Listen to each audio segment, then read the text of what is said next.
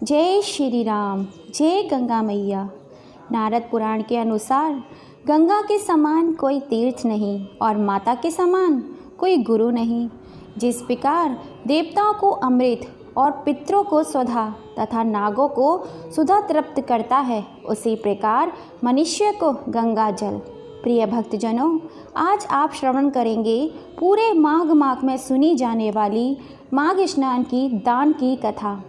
पुराणों में कहा गया है, पूजा पाठ हवन कीर्तन से प्रभु भगवान विष्णु इतने प्रसन्न नहीं होते जितना प्रसन्न सिर्फ माघ माह में किसी भी पवित्र नदी या तालाब में स्नान करने से प्रसन्न हो जाते हैं। जो फल कार्तिक मास में पूजा पाठ करने से, पौष माह में दान करने से होता है, वही फल सिर्फ 3 दिन गंगा स्नान का या किसी तालाब नदी में स्नान करने से ही मिल जाता है। तो प्रिय भक्तजनों, आज हम इस पवित्र माघ माह में माघ स्नान की कथाएं सुनेंगे। माघ माह में स्नान तथा कथा श्रवण से व्यक्ति को मुक्ति तो मिलती ही है, उसके साथ साथ उसकी सभी मनोकामनाएं पूरी होती हैं। दोस्तों, कथा को शुरू करने से पहले आप भगवान विष्णु माँ गंगा के श्री चरण कमलों में एक लाइक तो ज़रूर कर दीजिए। चलिए कथा को आरंभ करते हैं। दोस्तों, आप लोगों से हाथ जोड़कर विनती है, कथा को बीच में आधा अधूरा छोड़कर मत जाइएगा। माघ माह की गंगा स्नान दान की कथा, बुढ़िया और हनुमान जी की कहानी। एक समय पहले की बात है, किसी गांव में एक बुढ़िया रहती थी। उसके एक बेटा और बहू भी थे जो उसी के साथ रहा करते थे। एक बार जब माघ का महीना आया तो बुढ़िया ने अपने बेटे से कहा वह गंगा स्नान के लिए जाएगी और 1 महीना वहीं रहेगी। यह सुनकर उसके बेटे ने अपनी पत्नी से कहा कि माँ के लिए 30 लड्डू बनाकर दे दो ताकि वह पूजा पाठ करके खा लिया करेंगी। बहू ने गुस्से में आकर 30 लड्डू बनाकर दे दिए।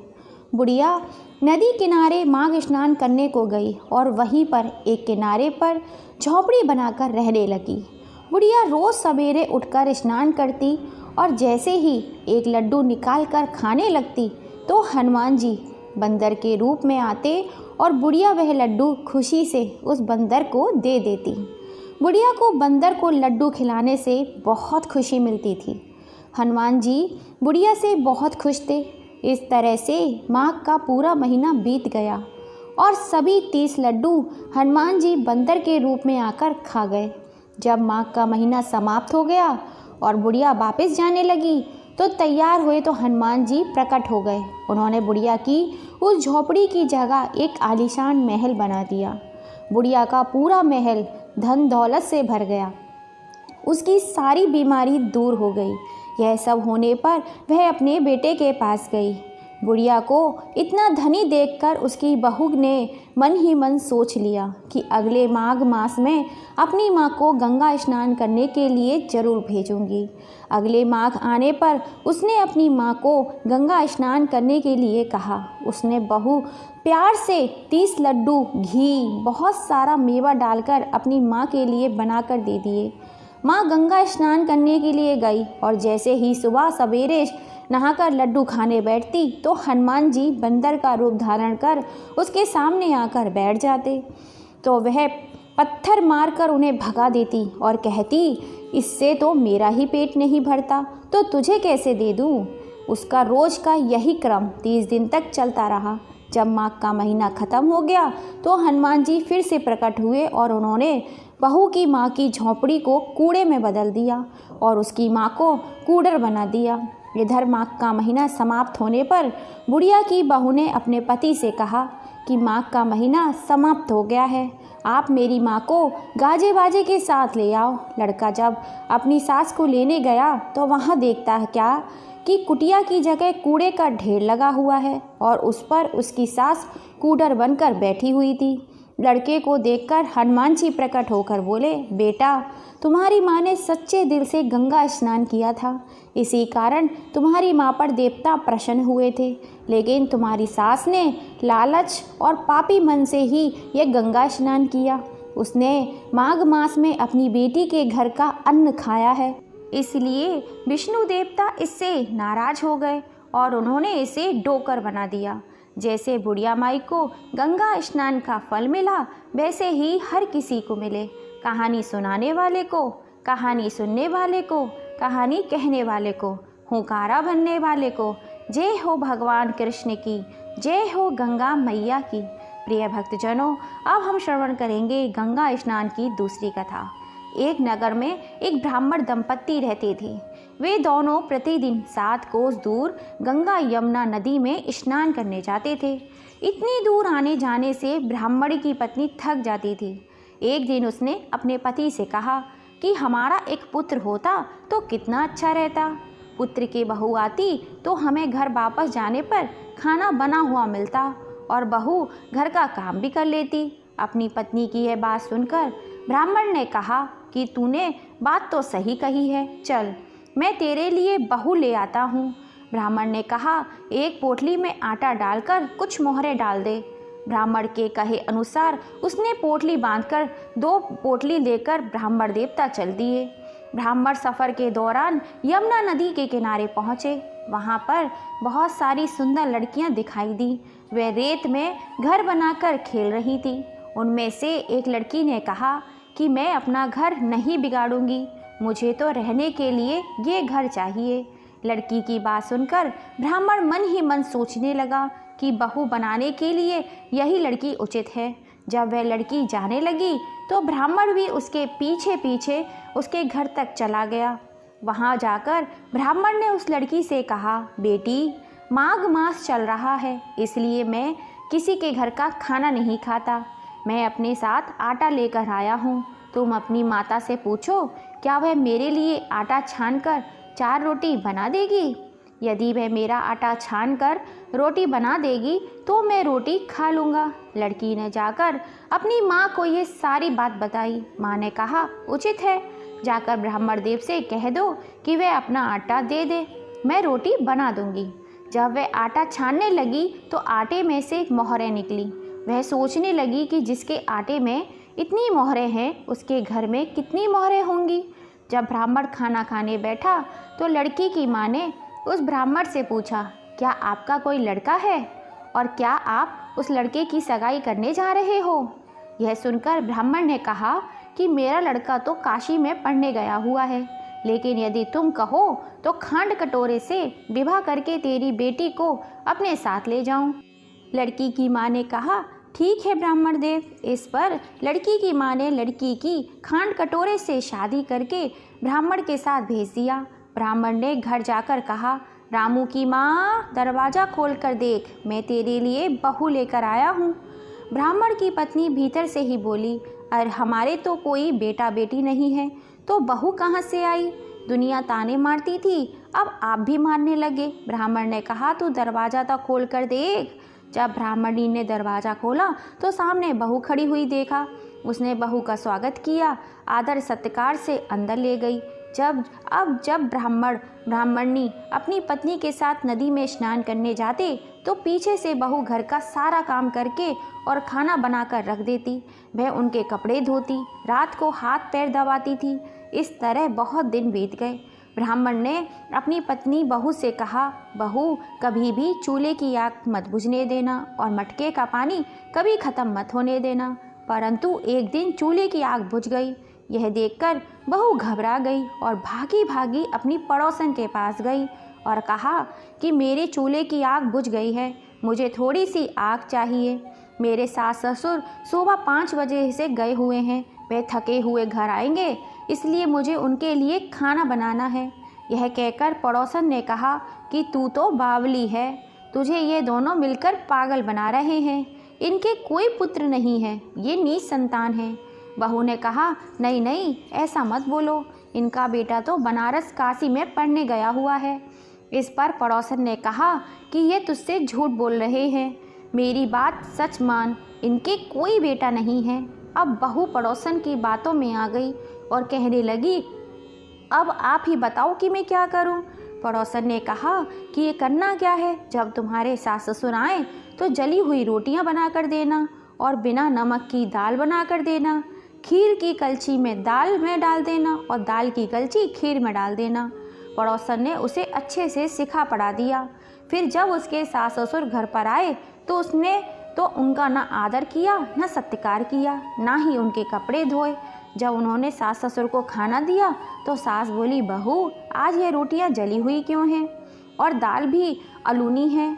तब बहू ने पलट कर कहा, एक दिन ऐसा खाना खा लोगे तो कुछ बिगड़ नहीं जाएगा तुम्हारा। सास ससुर को खरी खोटी सुनाकर वह फिर से पड़ोसन के पास गई और बोला कि अब आगे क्या करना है। पड़ोसन ने कहा, अब तुम सातों कोठों की चाबी मांग लेना। अगले दिन जब वह गंगा स्नान करने के लिए जाने लगे तो बहू अड़ गई कि मुझे तो सातों कोठों की चाबी चाहिए। तब ससुर ने कहा, इसे चाबी दे दो। तब सास ने बहू को चाबी दे दी। सास ससुर के जाने के बाद जब बहू ने दरवाजे खोले तो देखा किसी में अन्न भरा है, किसी में धन भरा है और किसी कोठे में बर्तन पड़े हैं। जब उसने सबसे ऊपर का 7वां कोठा खोला तो देखा कि शिव जी, माता पार्वती, गणेश जी, लक्ष्मी माता जी, पीपल पथवारी, कार्तिकेय ठाकुर, राई दामोदर, तुलसी जी का बिड़वा, गंगा यमुना और 33 कोटि देवी देवता विराजमान हैं। वहीं पर एक लड़का चंदन की चौकी पर बैठा माला जप कर रहा है। यह सब देखकर उसने लड़के से पूछा कि तुम कौन हो। तब लड़का बोला कि मैं तेरा पति हूँ, अभी तू दरवाज़ा बंद कर दे, जब मेरे माता पिता आएंगे तब दरवाज़ा खोलना। यह सब देखकर बहू बहुत खुश हो गई और 16 श्रृंगार सुंदर वस्त्र पहनकर अपने सास ससुर का इंतज़ार करने लगी। उसने अपने सास ससुर के लिए अच्छे अच्छे और स्वादिष्ट पकवान बनाए। जब उसके सास ससुर घर आए तो उसने उनका आदर सत्कार किया और प्रेम पूर्वक खाना खिलाया और हाथ पैर दबाने लगी। पैर दबाते दबाते बहू ने कहा, माँ आप इतनी दूर गंगा यमुना स्नान करने के लिए जाती हो तो आप थक जाती होंगी, इसलिए आप घर पर ही गंगा स्नान क्यों नहीं करती हो। यह सुनकर सास कहने लगी, बेटी गंगा यमुना घर पर तो नहीं बहती हैं। तब उसने कहा, हाँ माँ जी, गंगा यमुना घर पर ही बहती है, हमारे यहाँ चलो मैं आपको दिखाती हूँ। जब बहू ने 7वां कोठा खोल कर दिखाया तो उसमें शिव जी, माँ पार्वती, गणेश जी, लक्ष्मी जी, पीपल पथवारी, कार्तिकेय ठाकुर, राई दामोदर, तुलसी जी का पिड़वा, गंगा यमुना बह रही थी और 33 कोटि देवी देवता विराजमान थे। वहीं चौकी पर बैठा एक लड़का माला जप कर रहा था। माँ ने उसे देखकर कहा, बेटा तू कौन है। लड़का बोला, माँ मैं तेरा ही बेटा हूँ।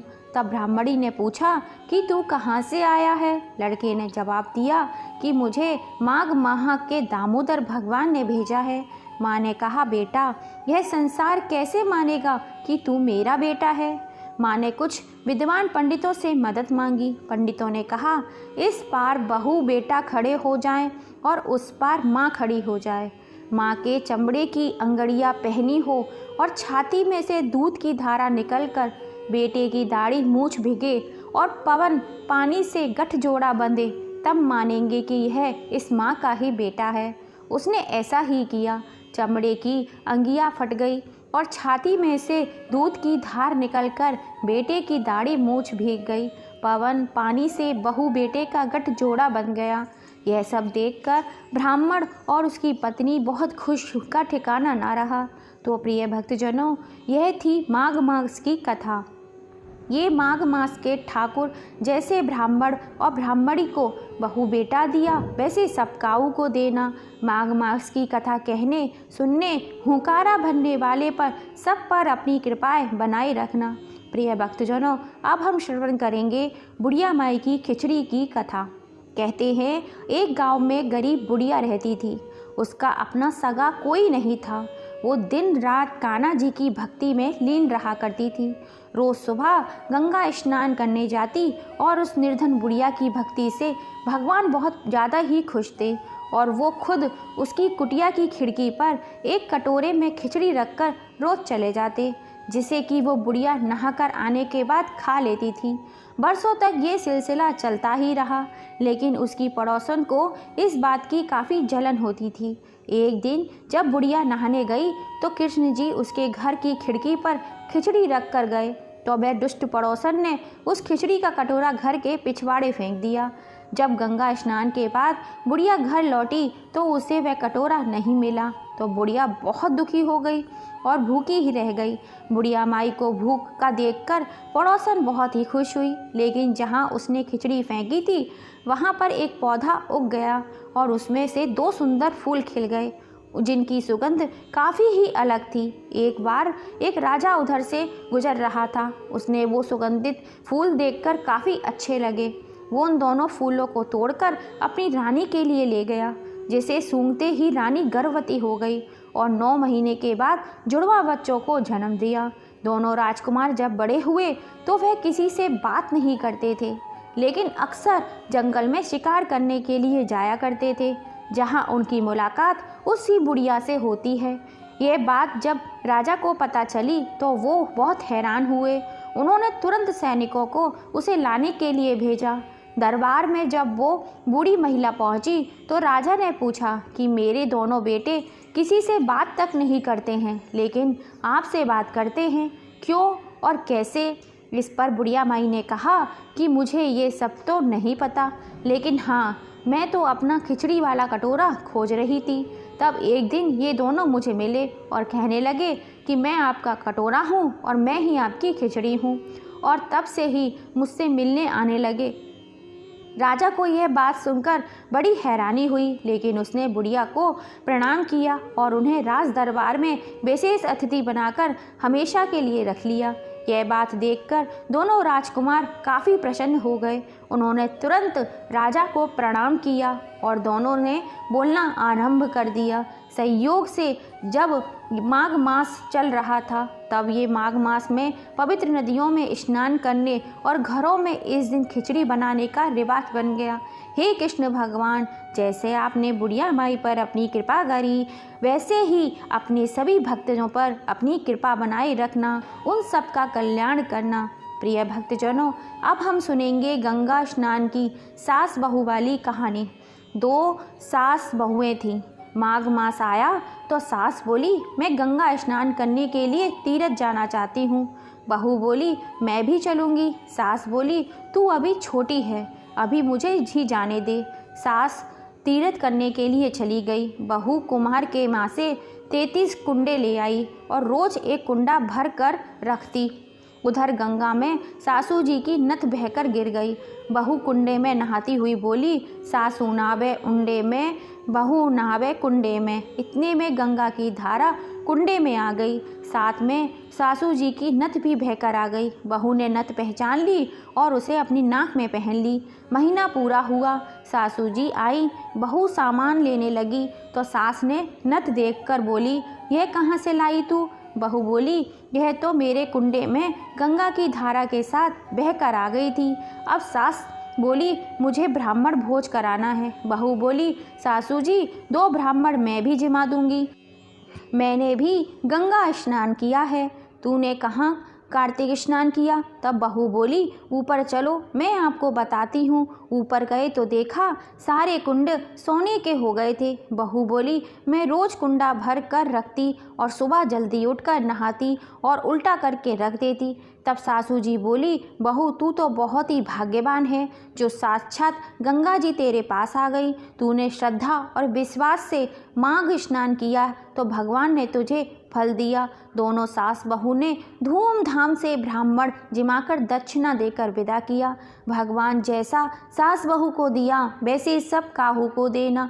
बोलो जय गंगा मैया की, बोलो जय भगवान विष्णु की, बोलो जय शिव की, बोलो ओम नमः शिवाय।